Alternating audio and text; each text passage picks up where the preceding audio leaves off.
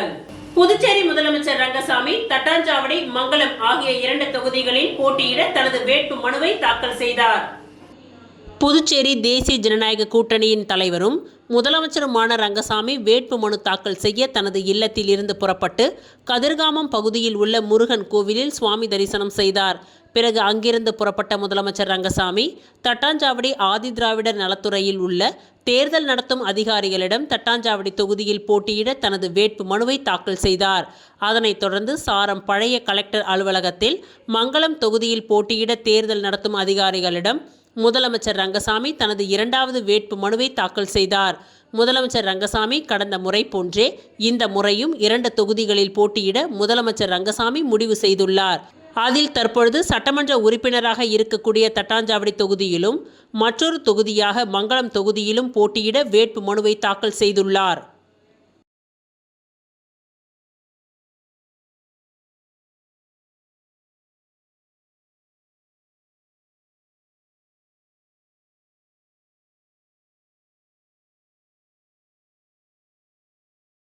தேர்தல் ஆணையம் லட்சிய ஜனநாயக கட்சிக்கு தர்பூசணி சின்னம் ஒதுக்கி உள்ளது. ஜோஸ் சார்லஸ் மார்டின் மகிழ்ச்சி.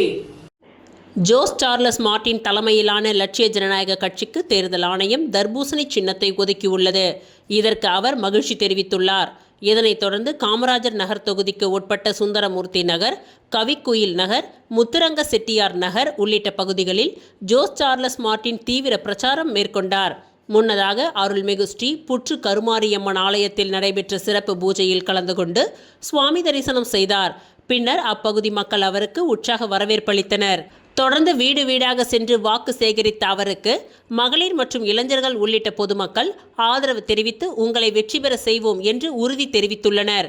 மேலும் கட்சியின் தர்பூசணி சின்னத்தை மக்களிடையே அறிமுகப்படுத்தும் வகையில் அப்பகுதி மக்களுக்கு தர்பூசணி பழங்களை வழங்கியும் அவர் வாக்கு சேகரித்தார். தொடர்ந்து ஸ்ரீ ராமசாந்தமூர்த்தி ஆஞ்சநேயர் ஆலயத்தில் சுவாமி தரிசனம் செய்தார். அப்பொழுது கோவில் நிர்வாகிகள் அவருக்கு பாரம்பரிய முறையில் வரவேற்பளித்தனர். இந்த நிகழ்ச்சியில் சட்டமன்ற உறுப்பினர் ரிச்சர்ட் ஜான்குமார், பொது செயலாளர்கள் சுரேஷ், துரைசாமி, பிரபாகரன், பரப்புரை பொது செயலாளர் தாடி பாலாஜி, தொண்டரணி மாநில தலைவர் மதன் உள்ளிட்டோர் மற்றும் தொகுதி நிர்வாகிகள் சிவா, குணசேகரன், ஆறுமுகம், குமார், பெருமாள், பழனி உள்ளிட்டோர் கலந்து கொண்டனர்.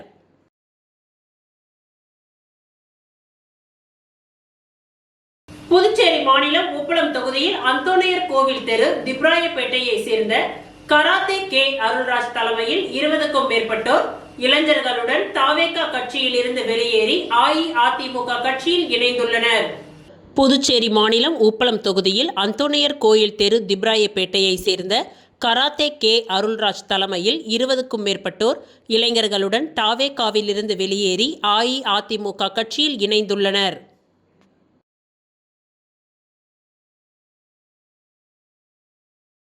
ஓசூடு சட்டமன்ற தொகுதியில் காங்கிரஸ் கட்சியின் சார்பாக போட்டியிட கார்த்திகேயன் இன்று வேட்பு மனு தாக்கல் செய்தார்.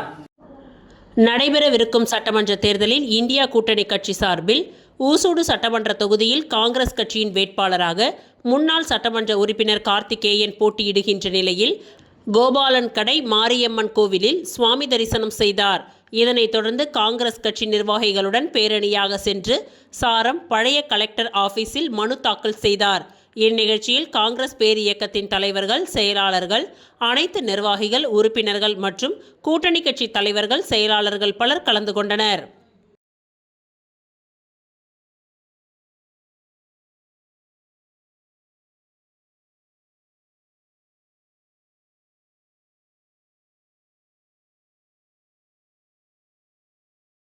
திருபுவனை தொகுதி என்ஆர் காங்கிரஸ் கட்சியின் வேட்பாளராக முன்னாள் சட்டமன்ற உறுப்பினர் கோபிகா அறிவிக்கப்பட்டு இன்று வேட்புமனு தாக்கல் செய்தார். புதுச்சேரி மாநிலம் திருபுவனை சட்டமன்ற தொகுதிக்கான என்ஆர் காங்கிரஸ் கட்சியின் வேட்பாளராக முன்னாள் சட்டமன்ற உறுப்பினர் கோபிகா அறிவிக்கப்பட்ட நிலையில் இன்று வில்லியனூர் துணை மாவட்ட ஆட்சியர் அலுவலகத்தில் முன்னாள் சட்டமன்ற உறுப்பினர் கோபிகா வேட்புமனு தாக்கல் செய்தார். முன்னதாக திருபுவனை சட்டமன்ற தொகுதியை சேர்ந்த அனைத்து நிலை நிர்வாகிகளுடனும் பேரணியாக புறப்பட்டு வில்லியனூர் துணை மாவட்ட ஆட்சியர் அலுவலகம் வந்தடைந்தனர். பின்னர் முக்கிய நிர்வாகிகளுடன் துணை மாவட்ட ஆட்சியர் அலுவலகத்தில் தேர்தல் அதிகாரிகளிடம் தனது வேட்பு மனுவை வழங்கினார். தொடர்ந்து என்ஆர் காங்கிரஸ் கட்சி நிர்வாகிகள் வாழ்த்து கோஷங்களுடன் வரவேற்பளித்தனர்.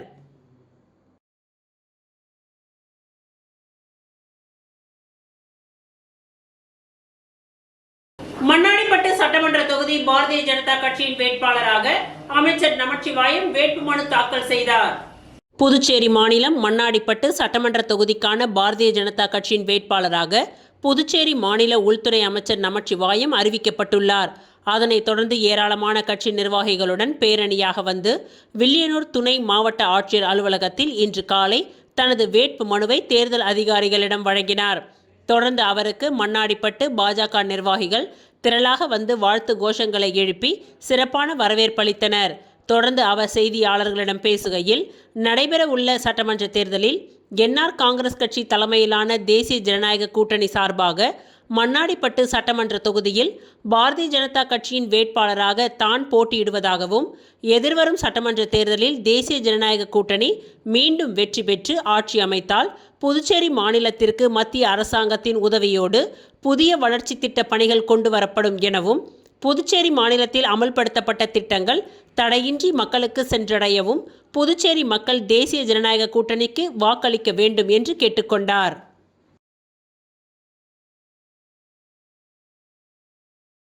புதுச்சேரி நாம் தமிழர் கட்சி வில்லியனூர் மற்றும் உழவர்கரை சட்டமன்ற தொகுதியில் வேட்பாளர்கள் வேட்புமனு தாக்கல் செய்தனர்.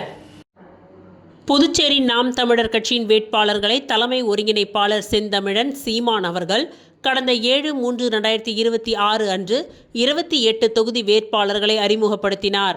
புதுச்சேரியில் 9/4/2026 சட்டப்பேரவைத் தேர்தல் வேட்புமனு தாக்கல் நடைபெற்று வருகின்றது. இதனைத் தொடர்ந்து இன்று காலை புதுச்சேரி நாம் தமிழர் கட்சியின் வில்லியனூர் சட்டமன்ற தொகுதி வேட்பாளர் ரமேஷ், உழவர்கரை தொகுதி வேட்பாளர் சித்ரா செல்வகுமார், வில்லியனூர் சட்டமன்ற தொகுதி மாற்று வேட்பாளர் மதியழகன் மற்றும் நாம் தமிழர் கட்சியின் நிர்வாகிகள் அனைவரும் வில்லியனூர் திருக்காமேஸ்வரர் கோவிலில் இருந்து பேரணியாக புறப்பட்டு வில்லியனூர் வட்டார வளர்ச்சி அலுவலகத்தில் வேட்புமனு தாக்கல் செய்தனர். இந்நிகழ்வில் புதுச்சேரி நாம் தமிழர் கட்சியின் மாநில துணைத் தலைவர் கௌரி, பிரவீனா, மதியழகன், கற்பகவல்லி, வில்லியனூர் வீராசாமி, மருத்துவர் அக்பர் பாஷா, ஈடன் பாஸ்கர் மற்றும் எல்.என்.டி. கிருஷ்ணமூர்த்தி, எல்.என்.டி. தொழிலாளர்கள் அனைவரும் பங்கேற்றனர். சீமான் அவர்களுக்கு இந்த நேரத்தில் நன்றி சொல்ல கடமைப்பட்டிருக்கோம். இந்த திமுக காங்கிரஸ் கூட்டணி பலமான ஒரு கூட்டணி, பிஜேபி என்ஆர் காங்கிரஸ் பலமான கூட்டணி வந்து நாம் தமிழர் கட்சி 28 தொகுதியும் தனித்து நிற்குது. சின்ன விஷயம். நாங்க இந்த அரசியல் களத்துல வந்து நாங்க நேர்மையாரோம். இது எங்களுடைய அரசியல் களம். 2026 புதுச்சேரி மாநிலம் எங்களுடைய அரசியல் களம். கண்டிப்பாக நாங்க அனைவரும் 28 சட்டமன்றத்தில் வேட்பாளர் கண்டிப்பாக நாங்க வெல்வோம். எங்களுடைய சீமானுடைய வலியுறுத்தோட வலிமையோடு நாங்கள் களத்தில் நிற்கிறோம். கண்டிப்பாக இதை பார்த்து கொண்டிருக்கிற மக்கள் அனைவரும், மாற்றத்தை விரும்புகிற மக்கள் அனைவரும் நாம் தமிழ் கட்சிக்கு வாக்கு செலுத்த இந்த நேரத்தில் பணியோடு கேட்டுக்கொள்கிறோம்.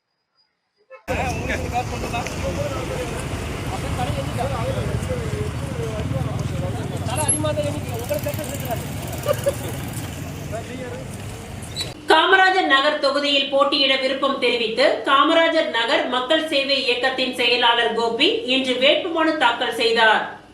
வருகின்ற 2026 சட்டமன்ற தேர்தலில் புதுச்சேரி முழுவதும் போட்டியிட விருப்பம் தெரிவித்து பல்வேறு அரசியல் கட்சியினர், சுயேட்சை வேட்பாளர்கள் என பலரும் தங்களது வேட்பு மனுவை தாக்கல் செய்து வருகின்றனர். அந்த வகையில் காமராஜர் நகர் மக்கள் சேவை இயக்கத்தின் செயலாளர் கோபி தட்டாஞ்சாவடி ஆதிதிராவிடர் நலத்துறை அலுவலகத்தில் இன்று தனது வேட்பு மனுவை தாக்கல் செய்தார். சுயேட்சை வேட்பாளரான கோபி காமராஜர் நகர் தொகுதியில் கடந்த 20 ஆண்டுகளுக்கும் மேலாக தொகுதி மக்களுக்கு பல்வேறு நற்பணிகளை செய்து வருவது குறிப்பிடத்தக்கது.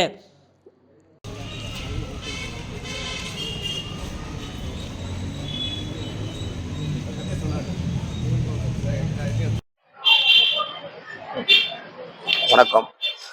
என் பேர் கோபி. காமராஜர் நகர் தொகுதியில சட்டமன்ற தேர்தலில் போட்டியிடுகிறேன். இது 5 வருடத்துக்கு ஒரு முறை மக்களுக்கு சேவை செய்வதற்காக அரசாங்கத்து மூலியமாக வரக்கூடிய இந்த தேர்தலுக்கு, இந்த தேர்தல் நான் போட்டியிடுகிறேன் மக்கள் பணி ஆற்றத்துக்காக. அதை சிறப்பாக செய்யணுன்ற அடிப்படையில் நான் வேலை செய்யறதுக்கோசம் வந்திருக்கிறேன். சுயேட்சை வேட்பாளராக நான் இறங்கி களமிறங்குகிறேன். மக்கள் யாரிடம் கையேந்தக்கூடாது, மக்களுடைய உரிமை வேண்டும் என்ற ஒரு அடிப்படையில் நான் போட்டியிடுகிறேன். மக்கள் என்னை அவங்க வீட்டு வேலைக்காரனாக ஏற்றுக்கினால் நான் பணியாற்ற நான் தயாராக இருக்கிறேன். வருகின்ற சட்டமன்ற தேர்தல் 5 வருடம் மேலும் மேலும் மக்களுக்கு பணியாற்ற நான் சிறப்பாக செயல்படுவேன் என்று இது மூலமா நான் தெரிவித்துக் கொள்கிறேன். நன்றி. சிலிண்டர் மற்றும் எரிவாயு பிரச்சனையை முன்வைத்து லெனின் துரை வித்தியாசமான முறையில் பிரச்சாரம் செய்தார். புதுச்சேரி காமராஜர் நகர் சட்டப்பேரவை தொகுதியில் சோசியலிஸ்ட் கம்யூனிஸ்ட் கட்சியின் சார்பில் போட்டியிடும் வழக்கறிஞர் லெனின் துரை பொதுமக்கள் எதிர்கொள்ளும் சிலிண்டர் மற்றும் எரிவாயு தட்டுப்பாடு பிரச்சினையை முன்வைத்து வித்தியாசமான முறையில் தனது வேட்பு மனுவை தாக்கல் செய்ய உள்ளார். அதன்படி அவர் மாட்டு வண்டியில் தொகுதி முழுவதும் ஊர்வலமாக சென்று மக்களின் கவனத்தை ஈர்க்க திட்டமிட்டுள்ளார். இந்நிலையில் சமீப காலமாக எரிவாயு சிலிண்டரின் விலை உயர்வு மற்றும் கிடைக்காத நிலை காரணமாக பொதுமக்கள் கடும் சிரமம் அனுபவித்து வருகின்றனர். குறிப்பாக ஏழை மற்றும் நடுத்தர குடும்பங்கள் அன்றாட சமையலுக்கே சிக்கல் எதிர்கொள்ளும் நிலை ஏற்பட்டுள்ளதாக கூறப்படுகின்றது. இந்த பிரச்சினைக்கு தீர்வு காண அரசின் கவனம் தேவை என லெனின் துரை வலியுறுத்தியுள்ளார். மேலும் இந்த ஊர்வலத்தின் மூலம் வீடுதோறும் சென்று மக்களின் குறைகளை கேட்டு அவற்றை தேர்தல் வாக்குறுதிகளில் பிரதிபலிக்கப் போவதாகவும் தெரிவித்துள்ளார். தேர்தல் சூழலில் இந்த வகையான பிரச்சார முயற்சி காமராஜர் நகர் தொகுதியில் அரசியல் வட்டாரங்களில் பரபரப்பை ஏற்படுத்தியுள்ளது.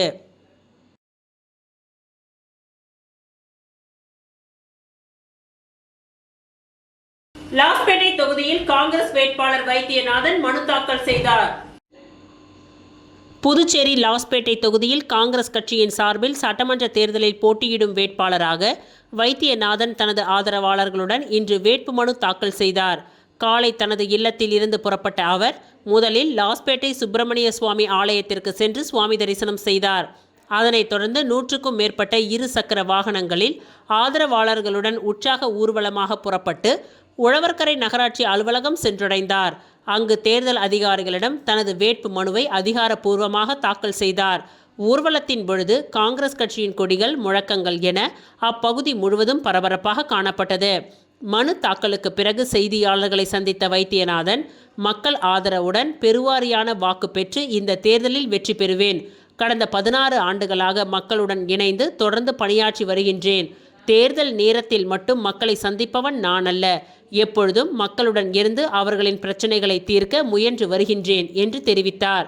மேலும் இந்த முறை மக்களின் ஆதரவு உறுதியாக இருப்பதால் வெற்றி நிச்சயம் என்ற நம்பிக்கையையும் அவர் வெளிப்படுத்தியுள்ளார்.